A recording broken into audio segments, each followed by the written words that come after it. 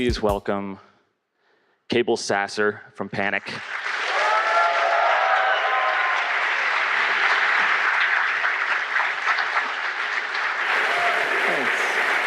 Hello. Hi. All right. Thank you. Thanks. It's too much. It's too much. I can't handle this. As Andy mentioned, I usually do everything in my power to avoid public speaking, so I am thrilled and outraged to be up here right now. Like, do not feel great about it. But no, it's a total honor, and to be between these two guys who are also heroes of mine is amazing. So many of you might not know about Panic or who we are or what we do, so I'm gonna give you sort of the abbreviated history of our company. And I'm gonna start just with something I actually have never really shown anybody before, and this is what I would consider to be technically the first photo of Panic. Yes, please don't tell anyone about this. So this is myself, and this is my best friend and co-founder, Steve and Frank. And we used to make Amiga software for fun when we were kids. And this is Steve's bedroom somewhere out in Beaverton. And this is what we did. We hung out in his bedroom and made dumb demos and made software. And I also want to point out how awesome it is that I have a blue diskette in my pocket. I was a hit with the ladies, let me tell you. So that's really where Panic starts. And actually, when I dug this up, I also dug up this disk of an app that we had made called, I think, Disk, which is pretty awkward. Maybe it's Desk. And isn't it? We're still bad at naming, but I fired that thanks to the incredible people that make these emulators and can, retrieve old software. I fired this app up, and it didn't really do anything yet. It was mostly just an interface, but. For any of you who know our software, this kind of surprised me because it was some foreshadowing of stuff that we would go on to do later, and I had no idea that we had already done it before. So the short story of the origin of our company is I went to college for a couple of years, and the internet kind of showed up and kind of blew my mind, and I left college and I came back to Portland, and I sat down with Steve, and he was an awesome programmer and I kind of wasn't, but I had some design sense, and I said we should make software. And so we did. We got together and we found an apartment somewhere in Northwest. I found 2 pictures from our apartment days. I think I'm wearing pants in the picture on the right, but there's a bit that the boiler there's a chance I'm not. So this is Steve and I kind of in that first apartment and just kind of doing our own thing. And we started with the 3 things that you really need for a bedroom startup. We each put $250 in a checking account. We had absolutely no social life whatsoever. And we had a pretty good dustbuster because you're gonna spill stuff, You never know when that's gonna happen. And so, this is where we were, and this is where we built this app called Transmit, which was a FTP file transfer app. And the origin of that is basically just saying, this is something that we need to use every day to put files from one place to the other, and the tools that are there right now are not great, so let's make our own. And so we did, and we've done Transmit 2, and Transmit 3, and Transmit 4, and we're starting work on Transmit 5. And it's actually been, I think a couple weeks ago, this app is 15 years old, which is insane to me. So that's Transmit. I also enjoyed getting the occasional email from people who went crazy because it said your stuff and their stuff, and they'd be like, but the stuff on the server is also my stuff, and that's not fair, and you need to change that. And we never did, because we're stubborn. But we shipped this app, and it did well. Very, very slowly did well, I should say. I mean, it took us a really long time to get noticed, and it took us a really long time to get the word out, but people started to buy it gradually and gradually. And because people started to buy it, we were able to hire the first of a long string of super awesome people to work with us. But these things happened very slowly. It was more like, we need somebody to answer emails, let's hire a support guy. We need somebody, a year later, we need another engineer, let's hire an engineer. So it's been very, very, very gradual. We also made an MP3 player called Audion, which some people still fondly remember. I love that you guys remember that. Which almost became iTunes, which is a whole nother story and another talk. And then eventually we were able to move into our first office, and this was sort of a picture of our first office, which was over in the Pearl District. We weren't exactly much more serious than we had been all along. And we made some other apps along the way, Statue, Candy Bar, Unison, testing out different things, trying different things, seeing what works and what doesn't. And that's always sort of been our mode of operation is just to, here's an idea for something that might be cool. Let's give it a whirl and see how it goes. Now, Steve suggested, because we had a file transfer engine, that we could maybe combine it with a text editor and make an app for web developers. And that is CodeUp, which is also became very popular. Now, along the way, as Andy explained, there's a lot of other weird side adventures. We made t-shirts for our favorite video game, Katamari Damacy. This happened because we really liked the game. And we literally called up the company that made the game and had a meeting with the guy that makes the game. And fortunately, he is kind of weird, and he thought we were kind of weird. And so he's like, oh, sure, make shirts. And that was super awesome. I still see people wearing these shirts, and it's always cool to see that. We also commissioned this crazy artwork, indulging in this weird fantasy as if the year was 1983 and we were in an office park in California and we made Atari video games, and this is a very real fantasy of mine. So I don't want to, that's probably why this happened. We all play Frisbee at lunch and wear like super short shorts, and we found a guy in town who could actually do this style of artwork that nobody does anymore. And so we made these awesome fake retro game boxes. We even printed up, each box came with a sheet of price stickers discounting the app over time with the idea that this was a massive failure for us. And actually it kind of was. Not many people cared about these boxes, but we also moved into our latest office, which some of you might have seen on Friday. If you did, thank you for coming. Thank you very much. This was a dream come true. It was kind of like an app too. It was like, if we sit down and what's the coolest thing that we can do for ourselves and make a space that we're proud of and that we like to go to every day. And so we had a lot of fun with it, and we made this crazy room. Our company also had a brief and very intense Twitter relationship with Carl's Jr., the chain of restaurants. I don't know how this happened, but if anybody wants a coupon for a Western bacon cheeseburger, I have just a shitload of these, so I'll just set them down here. You guys can help yourselves. I don't know. It's a really weird, long story. And then eventually, we made this app, the sequel to Coda 2. And that is actually what I would like to talk to you about today. Because of all the things I chose to talk about and not enjoying public speaking, I'm also going to talk about something fairly personal, which was how the development of this app got a little bit challenging for me. So what happened? OK, we had one of our normal status meetings, and I remember this was sort of later in Coda's development cycle. I remember leaving the status meeting and feeling this intense knot in my stomach, kind of like you're about to go on a school play or you're about to give a talk at XOXO. It was just this intense, gross feeling. And that hadn't really, I mean, I should point out that all that stuff that I just breezed past, all those years of stuff happening, it's weird for me to realize this, but it was pretty effortless. There weren't a lot of bumps along the road. And I don't know if we were just lucky or if I was long overdue for something, but it just kind of happened. We just sort of floated from thing to thing. It almost feels like magic. I don't know why we got lucky enough to go through that. But I had this pit in my stomach, and I couldn't figure out what was going on. But it was clear that something was going on, because I don't normally feel that way on a given day. And it just kept coming back, and I would just push it right back down. And then it would come right back, and I would just push it right back down. And then eventually, it just kept happening, and I realized that, oh my God, my brain is in demo mode. Like, my trial has expired, and something very bad is going on. And because this thing just keeps popping up, and it's totally unusual for me. So I went to lunch with Steve, thank God that he's around, and we went to a P.F. Chang's, which did not help the situation at all. And we sat down, and I kind of just explained to him how I'm feeling, and this is really weird, and I don't know what's happening, and we started to sort of break it apart. And I sort of started to think of it as a bug report, like filing a bug report on myself, that something is going on, and I don't know what's happening, and it's not right. Something's not right. So there were a lot of things that came out of those discussions, and I was glad to have those discussions. But I'm going to focus on two things to talk to you guys about today. One was unexpected pressure. The other was the ending not defined, not knowing the ending. And allow me to explain. So pressure. Pressure for Coda 2 came in many forms. The first was pressure from users, and that is our fault. The time between Coda 1 and Coda 2 was very long, 5, maybe 6 years. And our users don't know that we're working on other stuff during that time period. You know, we made a transmit update and all this other stuff. We're a small company with not a lot of people, and we still don't do everything at once.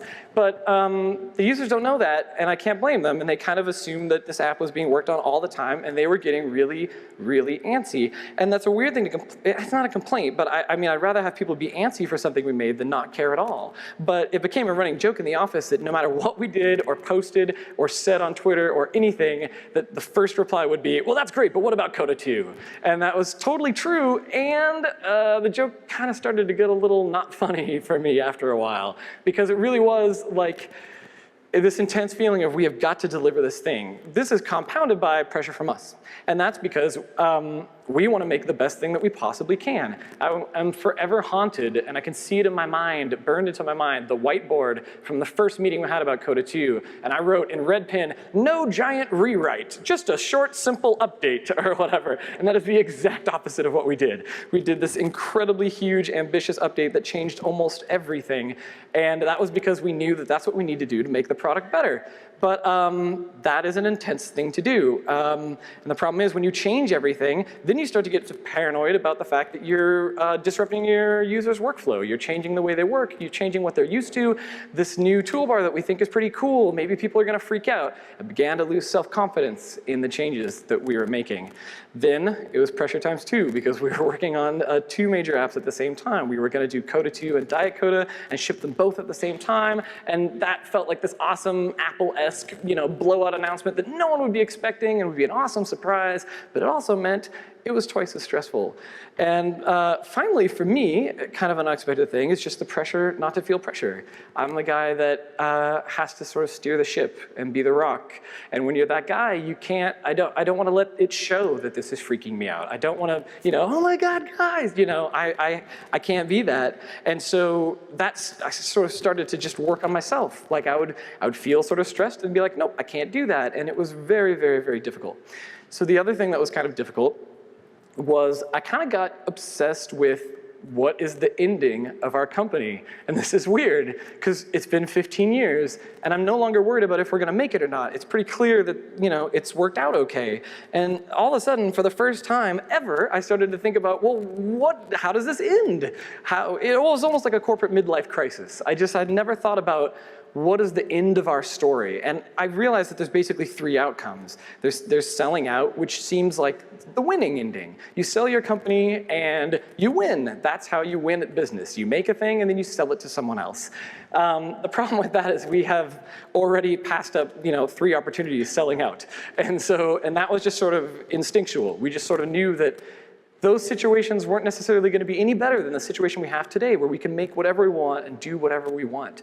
And so selling out, it might happen, but it just didn't seem like that's going to be the end of our story. And if I can do a quick tangent on selling out, I don't necessarily think selling out is automatically bad. I think that there are times when it could work out, even though your chances, I think, are pretty infinitesimal.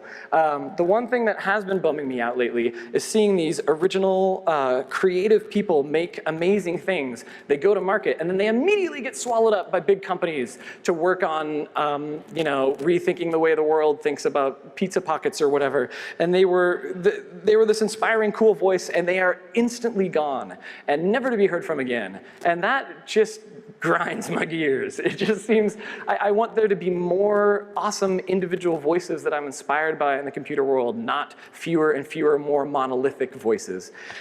And just, yeah, thanks. Yeah. And a tangent of adjusting my shirt and fixing my microphone. Hi there. Hello, everyone. This is better, like a lounge singer. As far as selling out goes, we had a conversation one time with a company that had sold out to a major company, and I was like, okay, I'll investigate this a little bit and see if maybe this is going to be worthwhile. And I called the guy up and I said, how has it been since you've been acquired? Has that been working out for you? And the first words out of his mouth were, well, here's what you need to do. If this happens, you need to get a VP or an SVP title, because that's the only way that you're going to get your projects through the pipeline. And you got to make sure to build your capital in the womp, womp, womp, womp. Like I just I tuned out so instantly and quickly, and it was an incredibly useful phone call for me because it's everything that I was not interested in my life.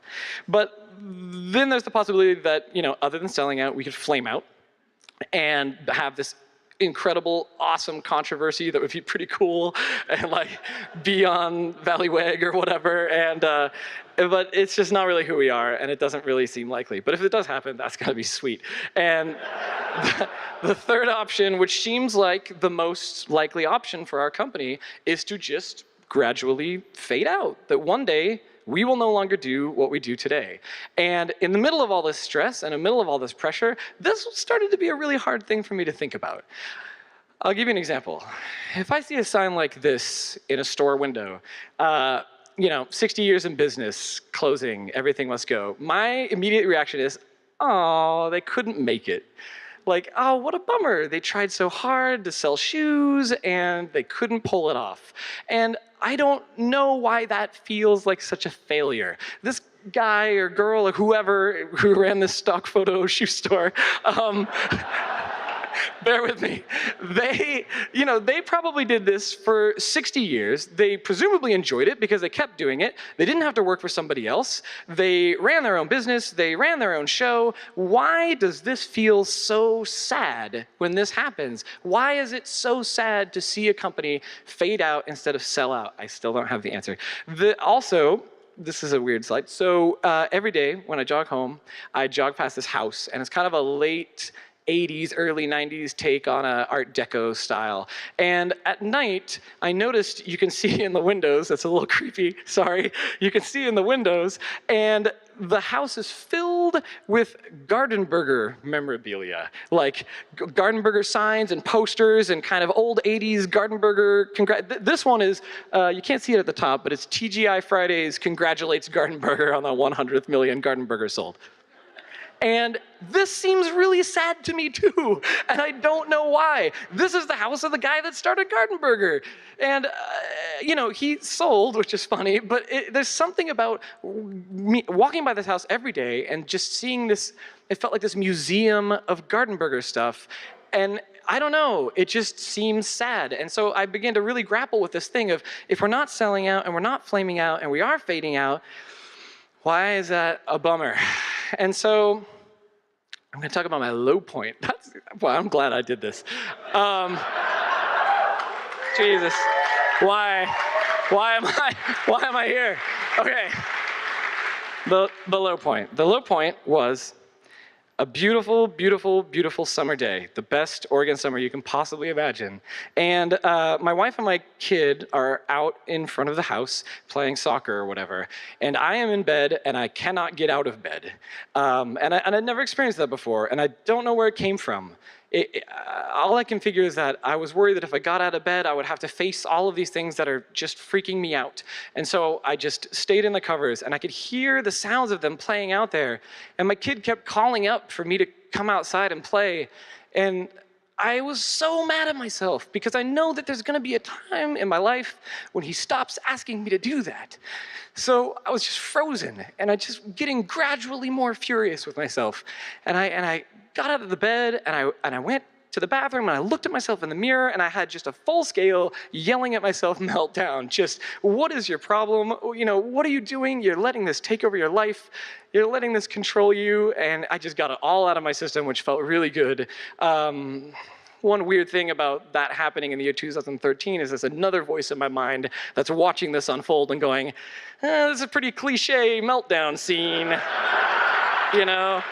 1 star, meh. It was really bad. And it was really, really, really difficult. And the next day I went to work, and I sat down at my desk, and I looked up from my monitor at this incredible space that we had built that's just filled with these awesome people that are working so hard to make great stuff for us. And the situation could not be better. And I remember specifically saying to myself, and these are the actual words that I said to myself, Cabel, you are being a dillweed. And I don't know why the word dillweed. I don't say the word dillweed, and I don't know where it came from, but it freaked me out enough that I called myself a dillweed, and it just sort of nudged me a little bit, and I was totally being a dillweed. There's no doubt about it.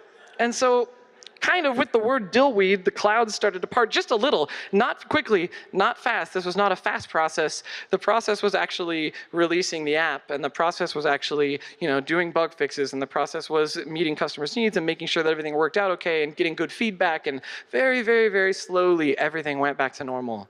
But I think I had to hit that low point in order to get there, which is kind of a bummer deal.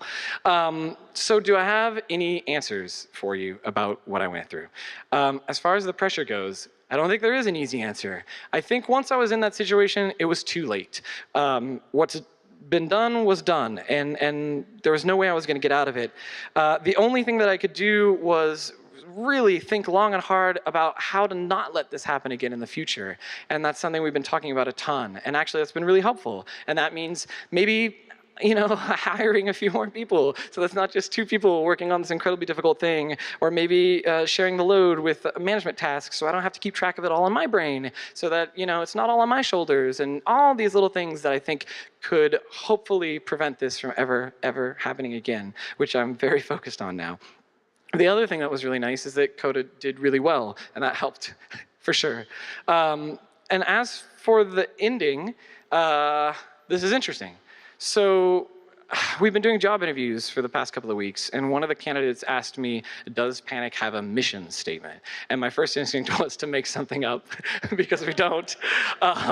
So I started to, try to be goofy, but I paused and I thought about it, and I said, we don't have a mission statement. All we have is this desire to make cool things that hopefully resonate with people, and do that for as long as we can. And fortunately, he thought that was a good answer, which I was happy about. There's no mission statement. We're just in this really lucky situation where we can both, take care of our existing customers and make great stuff for them, but experiment with weird things like Katamari shirts and boxes and stuff like that. And it began to dawn on me that we're very fortunate to be in that situation. I shouldn't take that for granted. And that maybe if you just keep busy in the middle, you don't start thinking so much about the end. And this is one of the reasons, if I can do a tangent, that last week we announced that we're starting funding a game studio called Campo Santo, which is started by these super smart guys that made the Walking Dead game, and Ollie Moss, this awesome artist. And we're sort of backing the whole thing. And that sort of came from that realization that we have to balance the current stuff with trying the weird new stuff, because that's where all the joy comes for us.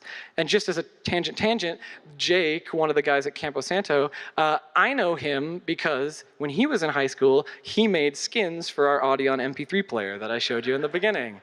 And we just kept in touch over the years. And how weird is it that life can weave these people in and out of your life, and you never know what's going to happen. So maybe it fades away, and maybe that's okay. I read a lot of Retro Gamer magazine because I'm a big nerd, and they always do these retrospectives of game companies in the 80s. And the same sentence kept showing up over and over and over again. And that was the sentence, "That was the best time of my life." And it started to sink in that maybe now is the best time of my life, that maybe this is the best time of my life. And maybe, it's not going to last forever, but maybe the only thing we need to do, the best thing we can do in our dumb, stupid, short lives is pack them full of so much, weirdness and ideas and crazy things that when we look at that wall of memories in our house or whatever, it's just filled to bursting with projects and plans and successes and failures and good ideas and bad ideas and things that were awesome and things that weren't awesome. And that when we look at that wall of stuff, we're not feeling sadness for what once was, but we're just overwhelmed with amazingness at what we did, at everything that we got to accomplish. And maybe that's what you have to do. And maybe that's how the Gardenburger guy feels. I don't know. It's possible. So maybe now is the best time of our lives. So I'm going to conclude in my little compressed speech format and give you some takeaways. I'm not going to say takeaway anymore. Number 1, you won't know the end until it ends. So let's fill the middle with as many weird plot twists as we can. Number 2, you have to take care of your customers and you have to take care of your fans, but you also have to take care of yourself. And number 3, don't waste this. Keep everyone guessing and make me proud. Thank you.